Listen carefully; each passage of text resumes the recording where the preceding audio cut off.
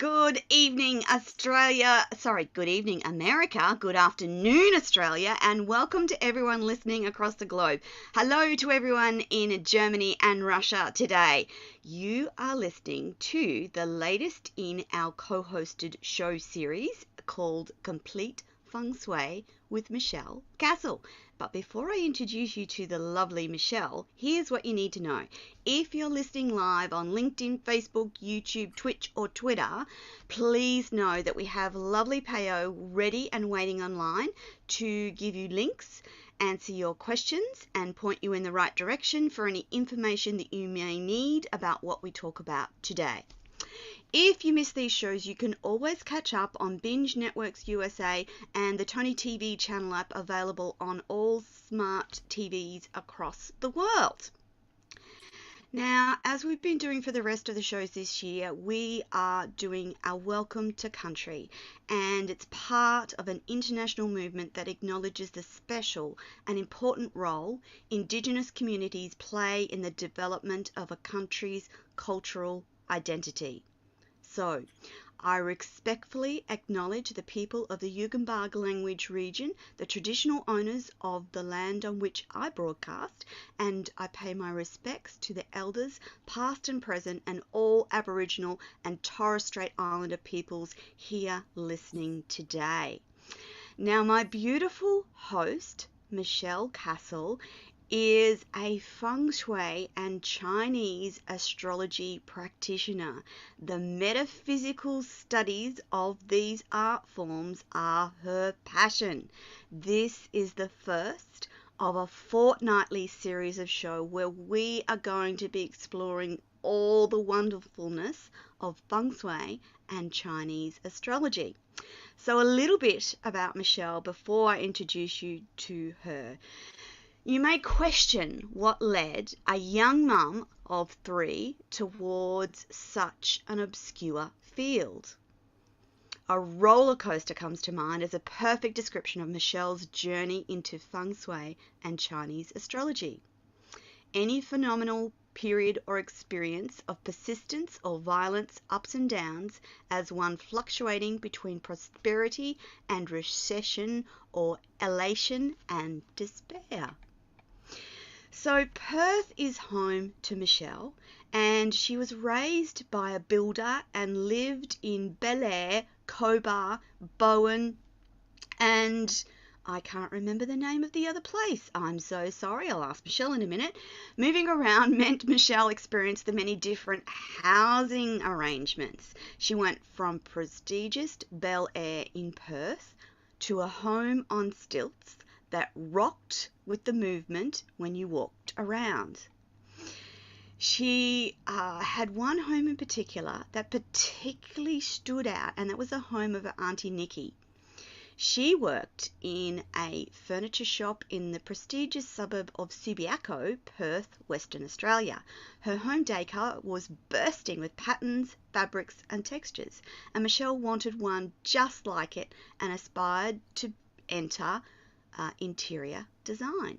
She went on to study the profession, which led to an architectural drafting course.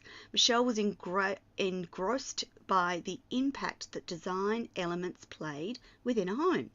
She started analysing her life and the countless homes and houses where she'd lived, looking at the shift in life and the luck whilst in each house.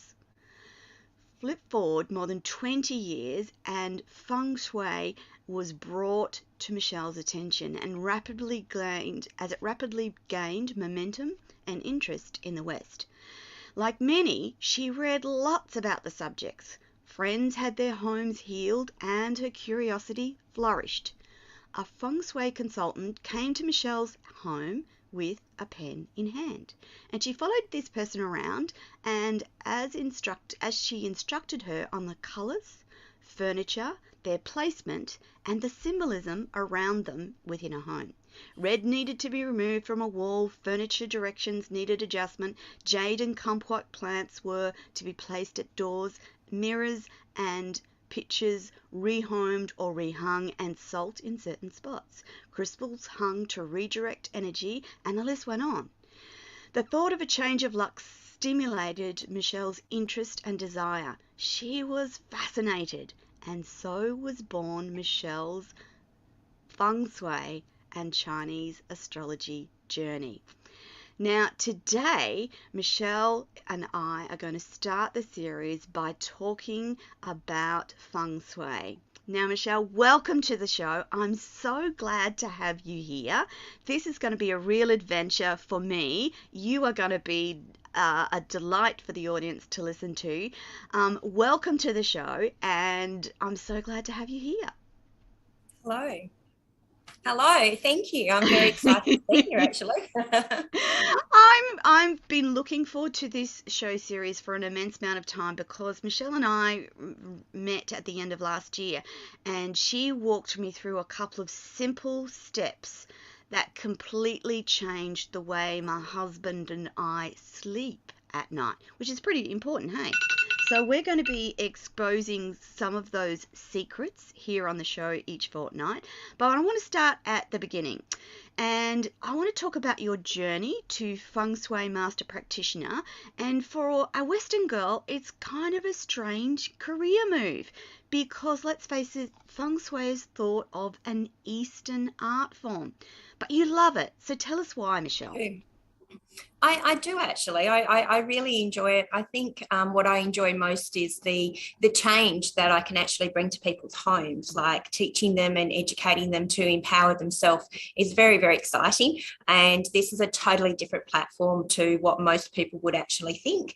And most people are actually really surprised by Feng Shui as well, because whether you believe in it or not, you're still actually affected by the energy and the movement within your home or the homes that you actually live in or your Chinese astrology chart. So it's so exciting to be able to open people's minds and lives to how much better their life can actually be by simply putting some feng shui in place. Absolutely. So, Michele, for the audience that's not familiar with Feng Shui, tell us what it is.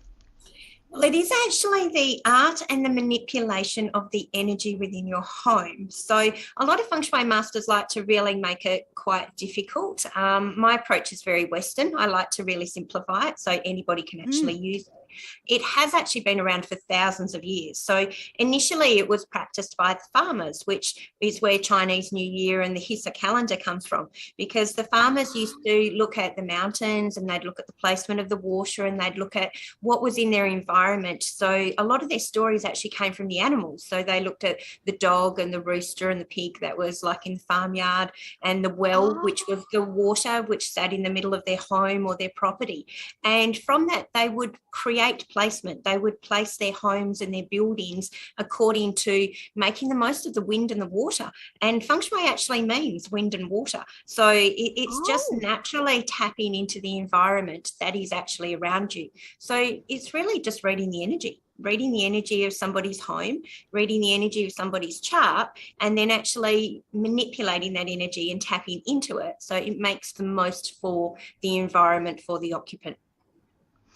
Michele, do you know, so we know that Feng Shui has been around for approximately 4,000 years, I think, Yes. and it had its origins in China. Is that correct? Yes, it is. And it's actually quite interesting because it's not actually practiced in China anymore because of the way China is, and China's a communistic country. So Feng Shui is not actually practiced in China. It is practiced nearly everywhere else around the world and has become quite Western. It is very followed in KL and in Singapore and Malaysia. Vietnam actually is very interested, and like America and Europe are big followers as well. When I started my journey 20 years ago, there was hardly any masters around to practice under. So it has actually gained a lot of momentum in the last so many years. But no, China doesn't actually practice it. It is illegal to practice it in China. And when it originally came about in China, it was practiced for quite a while. And there was a lot of text written about it. And all of that original text is what we read off and where we get our formulas from at this point in time. But one of the emperors decided that he no longer wanted the common people to actually have the knowledge. So all the information for Feng Shui was actually locked in the vaults, and it was Oh, years thank later. goodness. It was years later before it actually was able to come out again. And when it initially came out, they only kind of released to the people the Bagua formula. And Bagua is the formula that most people understand as far as Feng Shui is concerned, which relates to each direction, and each direction relating to a characteristic and a person and an aspiration. So that was allowed to be practiced, and that's a very simple, stagnant form of Feng Shui. And all the other information was locked away. But we're lucky that these days the information has come out, and we're now able to practice on all levels of Feng Shui. So, Michele, does that mean the existing Feng Shui masters that are alive today are not based in China? They're based outside of China? Most of them would be, yes. So back in the day, Feng Shui and metaphysical studies was actually passed down. So it was passed down through the family. So it was a generational thing, and it was passed down through the family. Since it's become very westernized, no, like I'm blonde and I'm Australian, and I studied it for 20 years under many masters. So it means no, it's actually filtrated all the way around the world, and because it's an analytical and mathematical formula, it means anyone can actually practice it. Anyone can learn it and can practice it if they wish to apply themselves. That was one of the things that originally attracted you, wasn't it, Michele? It was about that mathematical and analytical aspect of the art, and for your logical mind, it worked perfectly around what you were trying to achieve. And I wanted to know, you've studied, as we said, with lots of those masters. Can you share with some of the wonderful things, just the bits and pieces that you remember that stand out and you remember learning specifically? Because you've been doing this for 20 years, so it might not be an easy ask, but are there some elements of Feng Shui and Chinese astrology that when you learnt, you still remember the point at which you learnt that? Like an aha moment? Well, yeah, there was actually a lot of aha moments because when you're studying under the masters, it is actually really, really fascinating and quite overwhelming to take in. So I had a major interest in Feng Shui because I liked interior design and I'd liked real estate and homes. So I'd actually studied a fair amount myself. But when I decided that I would actually apply it and I wanted to do it kind of as a job or a career to help other people, I started with a local master, Juliana Abrahams, because she was the only person that I knew. And I'd remember 10 years ago when she had left her career, she told me, because I was friends with her before she was a Feng Shui master, that she was going to Singapore to actually learn Feng Shui under a master. And I was like, really? What's that? Like, that's a jump from working in a bank to moving all the way to Singapore. So she was kind of my first introduction to Feng Shui. And I remember in one of my first workshops with her when I was first initially studying under her, and I took the house plan of the home that we were currently living into her.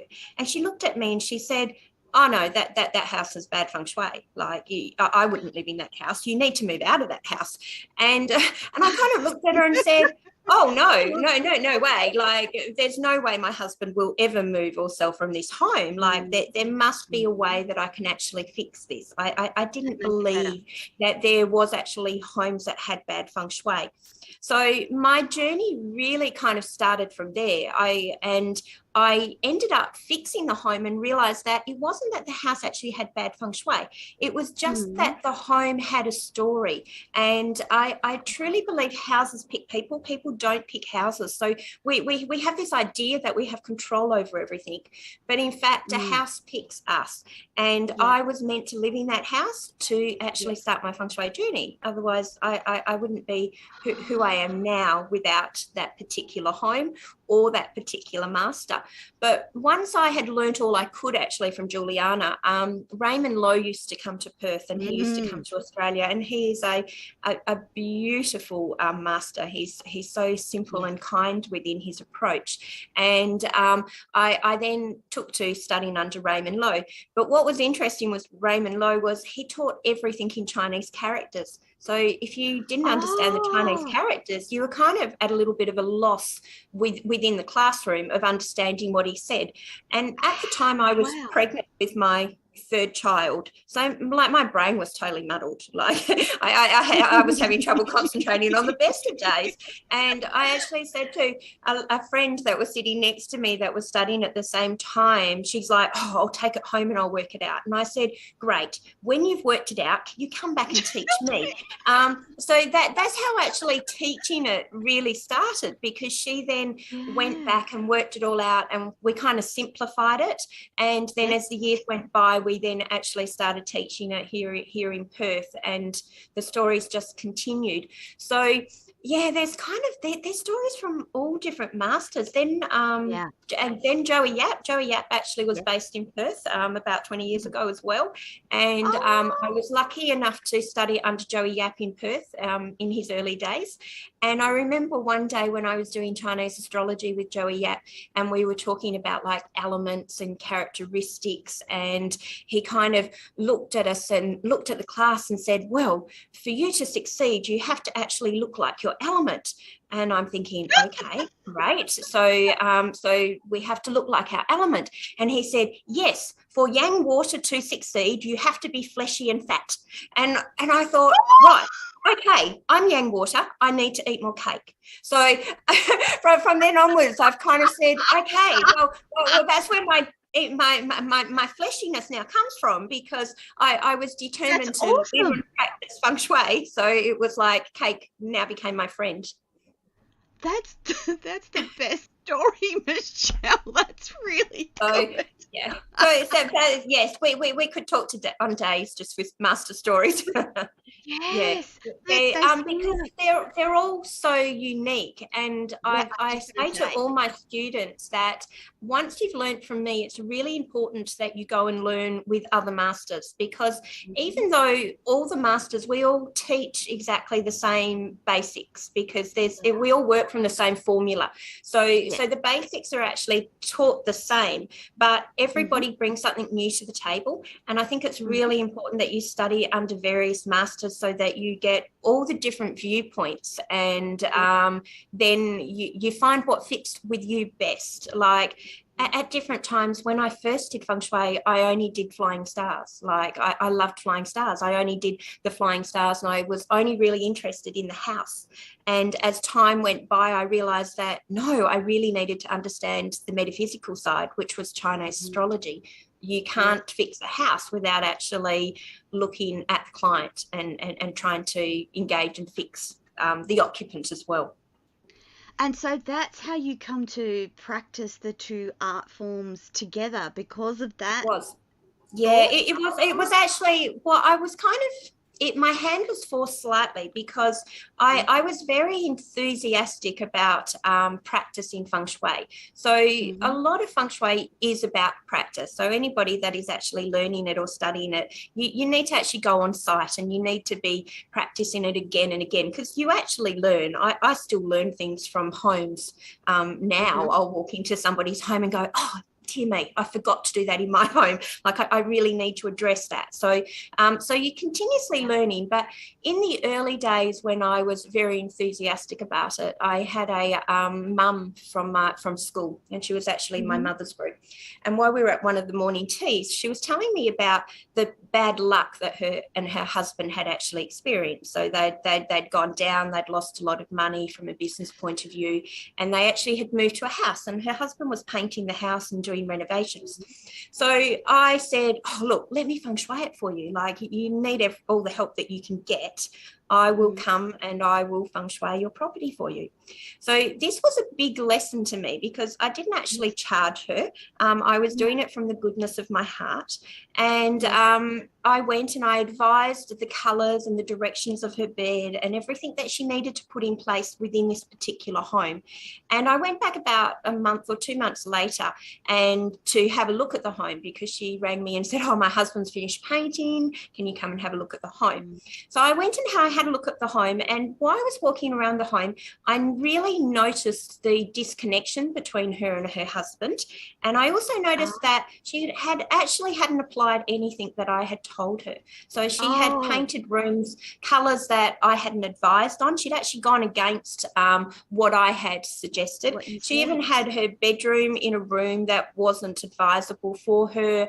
The bed was in the opposite direction to what I had told her. So it was a very good lesson that if you don't charge, people don't listen to what you have to say. But also, I hadn't done the Chinese astrology on this couple. I had only actually done the flying stars and the feng shui actually on the home. Now, doing the flying stars on that home, that particular bedroom that she had placed herself in, which I had advised her not to sleep in, actually had mental illness. So, like the energy for that room was unfavourable. It created depression and anxiety and mental instability for the woman of the house. So doing the flying stars and reading the home, I could see that. And that was why I'd advised for them not to sleep in that room. But she chose to sleep in that room. She chose to go against everything that I told her. And 6 months later, she actually committed suicide in that room, which was absolutely terrible. And it was absolutely devastating. But it was a really big lesson to me, because I realised that as much as I could see it within the home, I really needed to probably be a little bit more forceful, in my opinion, and on my view of what I knew knowledge-wise, and share it probably with the client.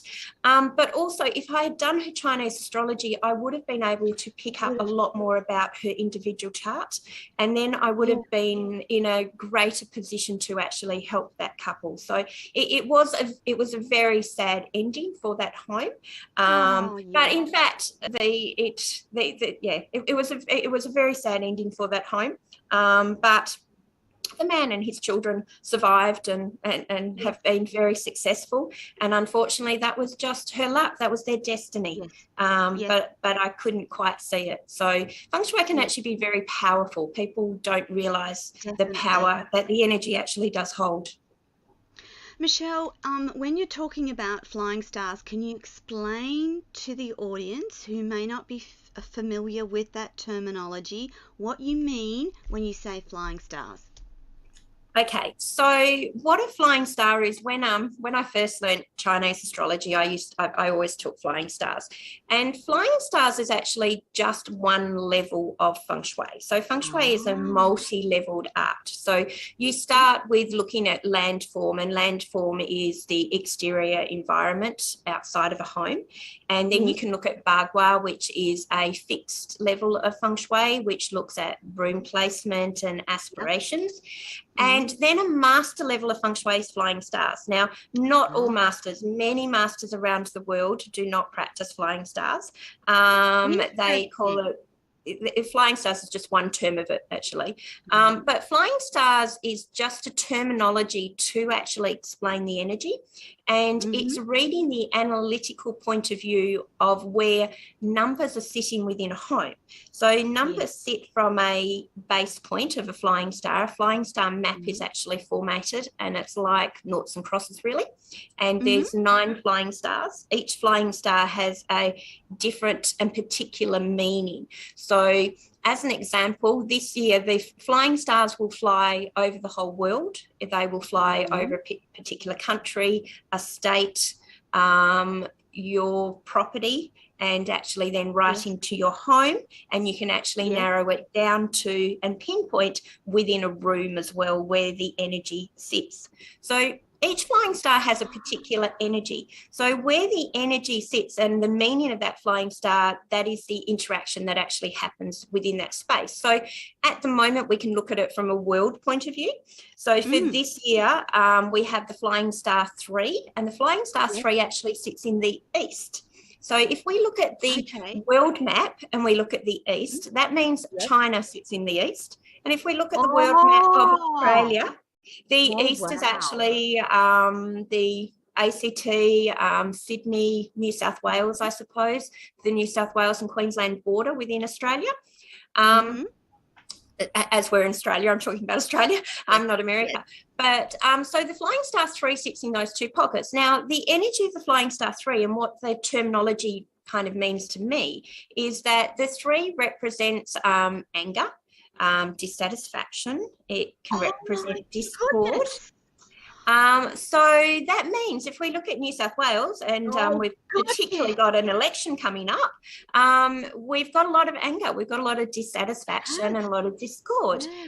So the flip side of that, though, the positive side of that is if you're in a situation where you're angry and you're frustrated and you're in a position of dissatisfaction, well, it is actually going to bring about action, movement and change. So a 3, so looking from the world, it means, China's in a position of a little bit of dissatisfaction and discord.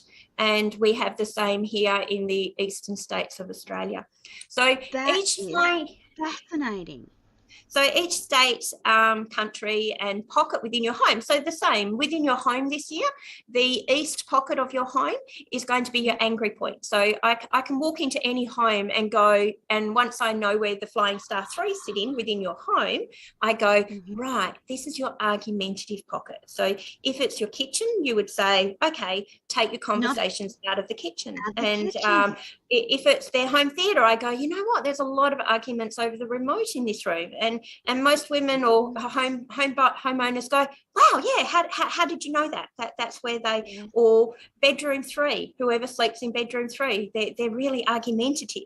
And people go, oh, how do you know that? And I go, oh, it's my crystal ball. No, not really. It's just it's Feng Shui. It's simply reading the Flying Star energy. Michele, if you're in your own home and you want to know where east, west, north and south are, can you use a compass to do that? I know that stuff comes to you instinctively, but for those of us that are not practitioners and we want to think, okay, where is the east portion of our home? A compass? A compass, and actually these days the compass is actually on people's phone. So everybody has a compass on their phone these days. So back when I first started teaching Feng Shui, I had to teach people how to use a compass. Where these days not so much so, because it is on the individual's home. So the easiest way to figure out your facing direction to then be able to locate the pockets within your home is if you stand at the front of your property. So you stand basically where the road faces your home, or the front part of your building and home, and you stand in front of your home and you look towards your home with the compass. The compass will then actually tell you what direction you're looking at. So that would be the back of the building. Or you can then turn yourself around. So once you stood in front of your home, you turn yourself around and you look at the road, which then tells you the facing direction of your home. And from there, you simply look at your compass and you can locate basically the east sector or the west sector. Yes. Oh, that's a revelation. Does that make it simple? I can do a PDF on doing a compass reading if that would help people, and people can download that. Amazing. That will be, and that's one thing just to add while we're on that topic. Throughout these series of shows, we will have PDFs available for people to download. So next time we come on, we will remind people that we've got this PDF on how to use a compass to work out the way that your house faces. And if you want to find the eastern sector of your house, based on what Michele said about the flying star and the east and angry emotion around the east sector, and therefore I'm just looking at mine and going, oh, don't have arguments with hubby in the lounge room.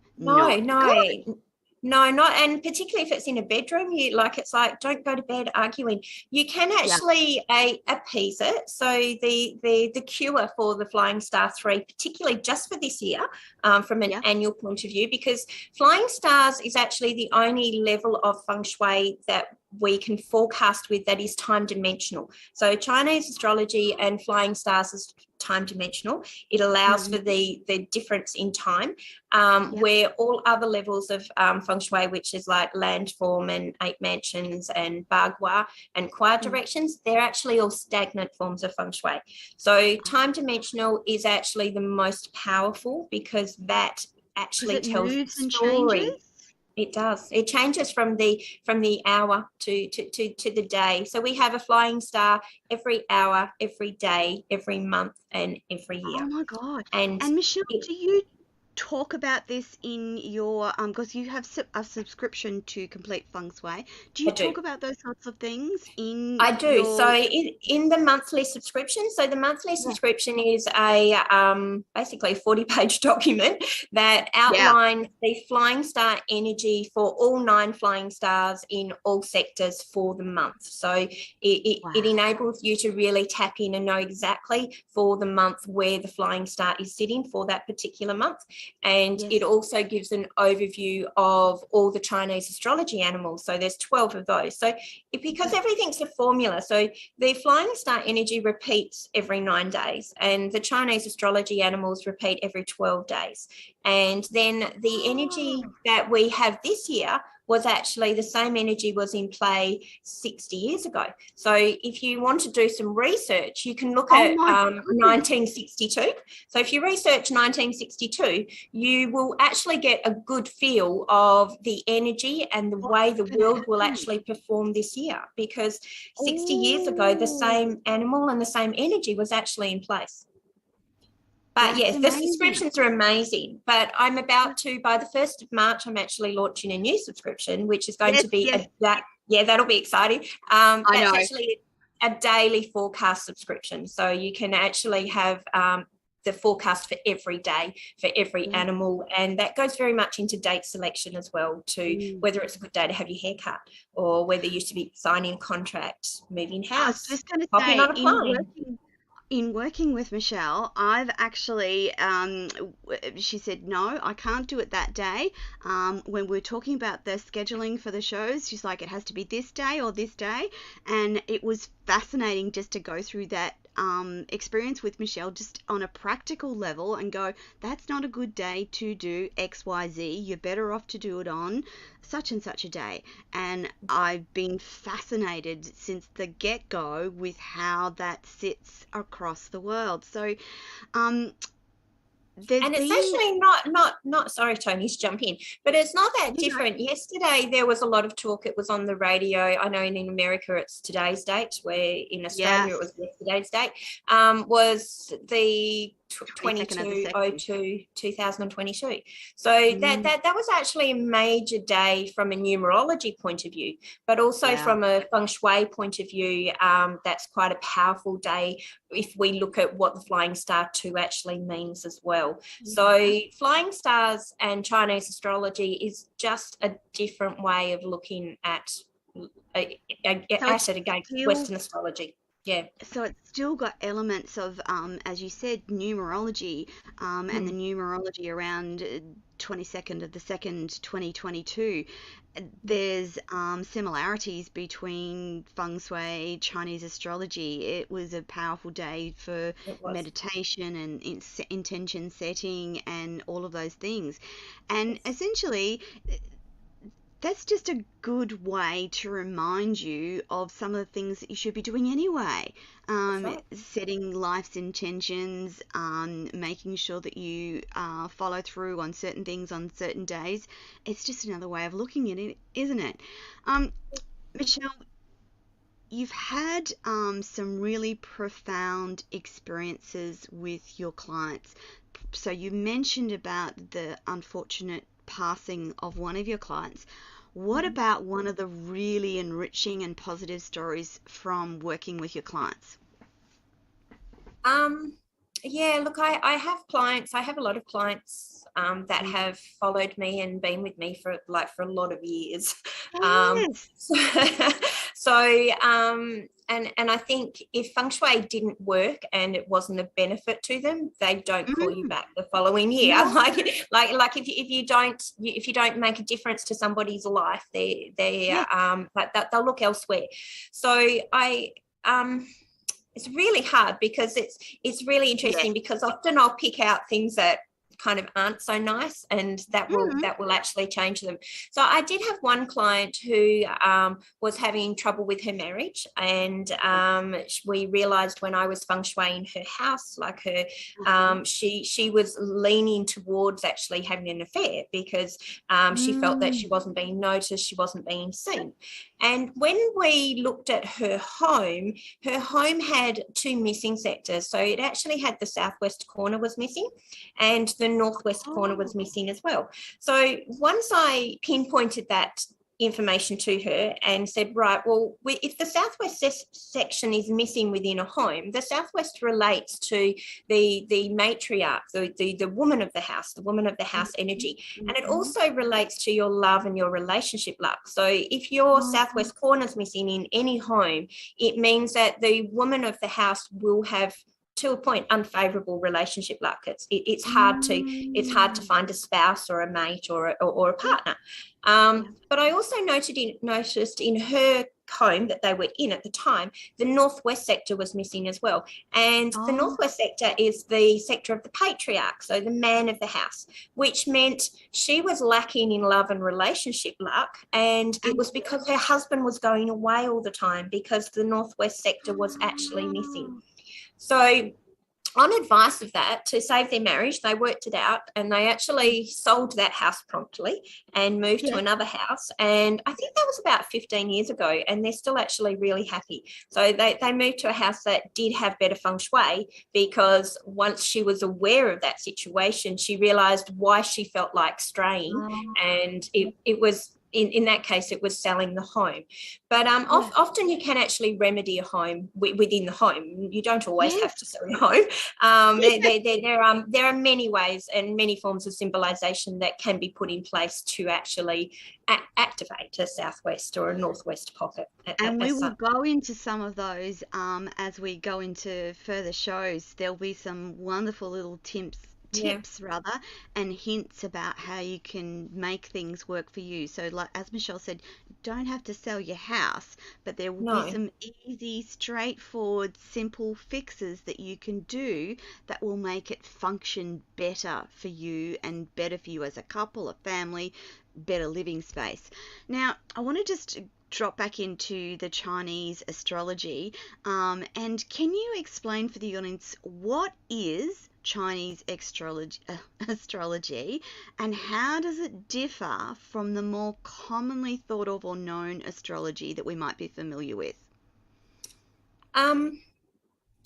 I think it's just a different way of reading it. I don't practice Western astrology myself, other than going, I know I'm a Leo, but I wouldn't know what's rising or what's sinking, really, or where my moon is. That's not quite my thing. But I know totally which animals are sitting in my Chinese astrology chart and how I'm performing as such.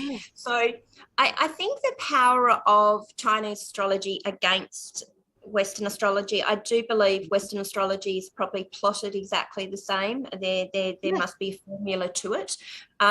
Chinese astrology very much has a formula to it. So, and the formula does come from your date of birth, so your year, month, day, and possibly your hour of birth. You can have a Chinese astrology reading without an hour of birth. You're just missing some information on your client. That's all. Michele, so, yes. Sorry, in thinking about the day, time, and hour of your birth, those coordinate with times and places in the earth, don't they? So they do. Particularly to like time of birth, people go, I know my time of birth, but I was born in this country, so I'll calculate it back. So if I was born at 2 o'clock, that means maybe I was born at 4 o'clock. And I go to people, well, no, you were actually born at 2 o'clock, regardless of which country in the world you were actually born at, because that is the energy pattern that you were actually born on within that time. So I don't tend to calculate it back. I have looked at it over the years to run both processes and found that the time of birth is exactly the time of birth. Unlike Western astrology, the time of birth comes down to a Chinese astrology animal. So everything about your Chinese astrology chart comes down to the 12 animals. And a lot of people will understand the Chinese animal of the year that they are actually born. So they go, I'm a pig, or I'm a dog, or I may be a goat or a rooster. But they don't realize that they actually have 4 Chinese astrology animals within their chart. So you're born maybe in a pig year, on a goat month, in a rooster day, and maybe in a tiger hour. So we then can look at the combination of, you're a combination of 4 animals, not just one, not just one. Now, each of those animals has their own characteristics and their own traits, and they all perform in different ways. So we can very much then analyze how you react and how you perform in different areas of your life from your Chinese astrology animals. And you were also born on a particular day, which is called the day master or day element. So it's your day pillar. So on your day, you would be one of 5 elements, because everything about Feng Shui is about the 5 elements: water, wood, fire, earth, and metal. Okay, so all our readings, from flying stars to the environment to Chinese astrology, all comes back to the 5 elements, and everything is formulated and read from those elements. And this is where we get all your personality traits, and even your timeline of destiny, of when you're going to perform, what you're going to do, and how you're going to perform from one month to the next, or to one day to the next, because your characteristics don't change. The animals don't change, but how each animal performs does actually change. And so we can look from this year. So this year is actually a triple tiger year. So when we don't have just one tiger energy for 2022, we have 3 tiger energies, because this year the formula and the Bartzi chart was actually formulated on the day of Chinese New Year, and that was in a tiger year, a tiger month, on a rat day, in a tiger hour. So that was the date of birth basically for this year. So by looking at the date of birth for this year, we can then forecast exactly how the year is going to perform, from a monetary point, stock market, education, travel, people luck, love and relationship luck. Each of those animals has what's called a mountain star, which is really just a symbol or a word to perform the energy, to explain the energy of the animal for the year. And then we look at the animal's characteristics and traits, and so that's how we kind of formulate, and that's how we forecast. But it's nothing clairvoyant. Like I don't have any clairvoyant abilities at all. It actually, I wish I did, but I don't.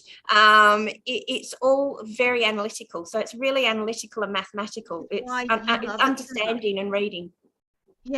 So if we're in a triple tiger year, what are some of the things that we can expect in a triple tiger year?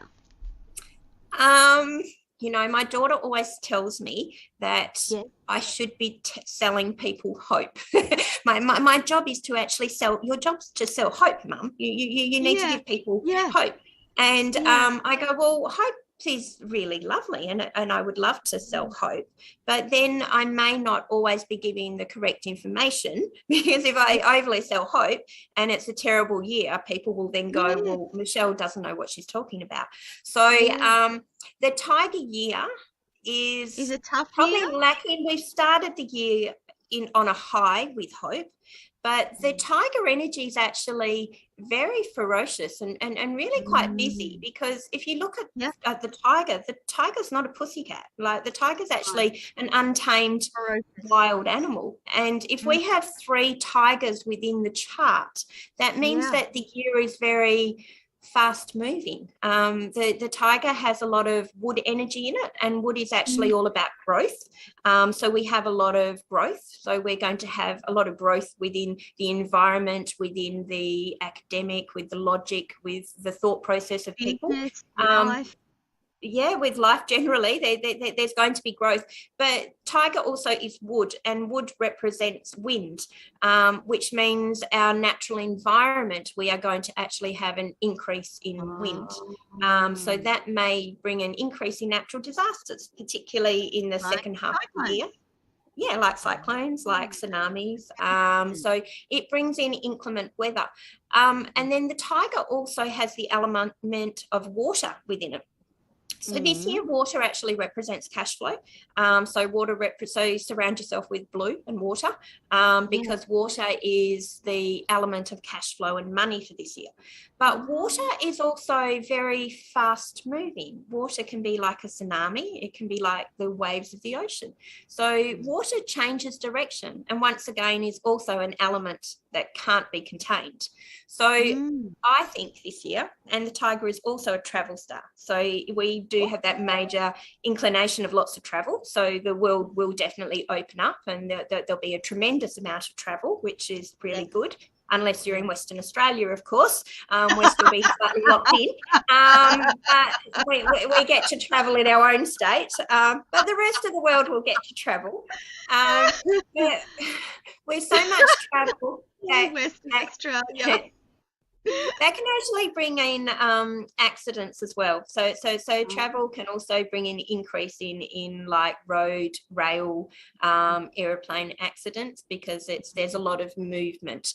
And I think the year will be very fast changing. So I think expect the worst and always have a backup plan, because as much as there's a lot of growth, there's also an awful lot of competition. Like, it's quite a lonely year for a lot of people. It's going to be a very competitive year within the elements.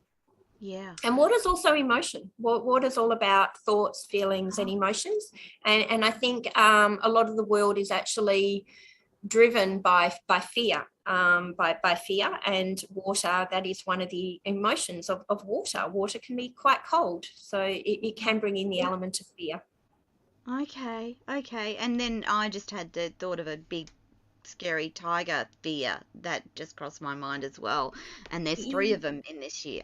Yeah, so that kind of brings in the competitiveness. Tigers are actually very lucky. So the tiger's always classed as quite a lucky animal. So they're lucky. They are lucky. They always tend to land on their feet, but they are quite loners. Like, tigers don't usually, they have a lot of followers. They're very persuasive within their energy, but they do have followers. So they get people to follow them. So that can be sometimes dangerous from a media point of view. If we looked at it from the communication point of view, that there could be a lot of, the media can be swayed. We can be told things. We can be persuaded with things that aren't necessarily within our best interest.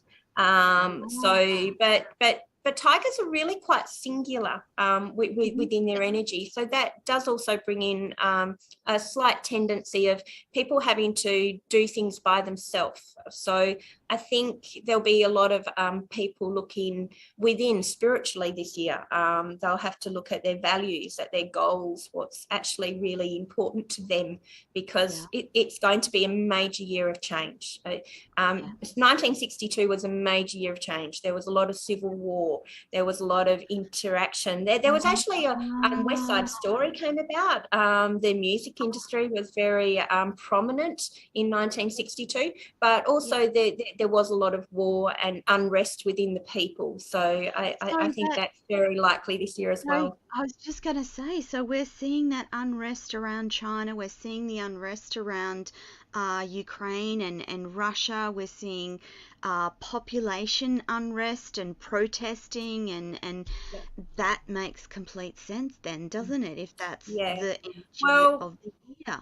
It's the energy of the tiger, when we look at travel or movement or change, there has to be disruptions. Like these things do need to happen. It's the natural progression of life and the energy that we have to be confronted for change to actually take place. And this is why these energies do repeat, and they do come in. Last year was a very last year we had a lot of water energy. It was the ox year. So the ox energy is quite different to the tiger, because the ox is very slow and steady and methodical. So last year's approach and energy was, we kind of felt like we were in the mud. If you mix earth and water together, you get mud. And last year was very much a muddy year. It was a sluggish year. It was like a repeat within its energy. So we've gone from being stuck in the water and stuck in the mud to going, okay, let's roam and be wild, because we can. So it brings in a very fast, quick paced action and movement. Michele, before we run out of time, I'm really curious about the energy of the year when COVID arrived. What was the energy of that year? Okay, so if we look right back to the oracles, the original oracles that were written when Feng Shui first came about, and the Hisa calendar first came about, and a lot of, I'm not sure if anybody has ever read The Art of War by Sun Tzu. That is very much, Feng Shui is very much the manipulation of the energy. So back then there was oracles originally written as well. And interestingly enough, the oracles actually stated that in 2020, when the rat arrived, the rat would bring plague to the world. Oh my God. So back then they were probably only talking about China, but in fact the rat did bring plague to the world. And the rat, COVID arrived with the rat, and the rat does bring plague generally. So then in 2022, the ox, we would have a slow and steady approach. It would be a methodical, slow and steady approach to stamp out plague. The plague. And then in 2022, when the tiger arrives, it will be a very fast-paced and expect the unexpected. This year we will cleanse and clear, but I think COVID is obviously around for a while, at least until 2024, when the dragon arrives. Oh my God, that sounds exciting, the dragon arriving. I'm getting into this conversation. I want to talk about dragons. I love dragons for some reason, and it'll be interesting to talk about them from the Chinese horoscope perspective. But before we run out of time, I quickly want you to tell the audience how people can work with you, because you work with people in a whole range of ways, and I would like you to quickly tell them how they can connect with you and work with you, and the next show will explore some more of these concepts in depth, particularly around your house and Feng Shui. So how can people work with you, Michele? Well, it depends on which level they would like to work for me. If they would simply just like to know some more and would like to understand the basics of Feng Shui, they can purchase my book, Beginner's Feng Shui, which I wrote last year. And that's all the information that I wish that I knew when I actually started my Feng Shui journey. Or you can actually have my subscription as well. So my subscription gives you a really good in-depth look of what is happening from one year to the next. You can follow me on Facebook, because I actually do posts most days and give out tips on Facebook all the time. Or you can contact me direct. I do actually consult all over the world. So I'm happy to do Zoom consultations, and I consult on corporate, business, residential homes, or just Chinese astrology charts. I was just going to say, can be done by Zoom. For some companies, incorporating elements of Feng Shui into how they set up their buildings and offices is completely part of their practice and what they do. Of course, so, yes. I have major developers here in Perth that don't buy properties or develop without having the property Feng Shui. And it can actually be as simple as making sure that the building is facing the right direction for the industry that you're in. So just as an example, if you're wanting to sell, if you're a real estate agent or you're a bookstore, then you need to actually have a building that faces west, because the west direction is all about storytelling. and you're telling a story. So if you're an accounting firm, you would want your building to face the north, because that is all about trust. So you can actually, it's quite simple. It's very layered, but sometimes it can be actually quite simple to, it's really just having the building facing the right direction for what you're actually doing. Yeah, fantastic. So, people, this is the end of the show today, but if you want to connect with Michele, it's completefengshui.com. We will have all the connection details across all of socials. Additionally, if you've missed any of this, jump onto tonylonges.com, click on co-hosts, and all of Michele's stuff will be there as well. I have just ordered the new diary, as well as the book, so I can't wait for those to arrive so Well, I thank can you. get into this more. Next week we'll be back with Michele, and we'll have another fascinating, in a fortnight we will be back again with Michele to have another show about Feng Shui and Chinese astrology. In the meantime, if there's anything in particular you'd really like to know, please reach out to me or Michele with your question, and we can answer it live on the show. And that, my friends, is your lot for this show. We will see you in a fortnight. Michele, thank you so much. It's been an absolute delight to have you on the show. I can't wait till next time. And that is all for this week. We'll see you soon. Bye for now. Thanks. Bye.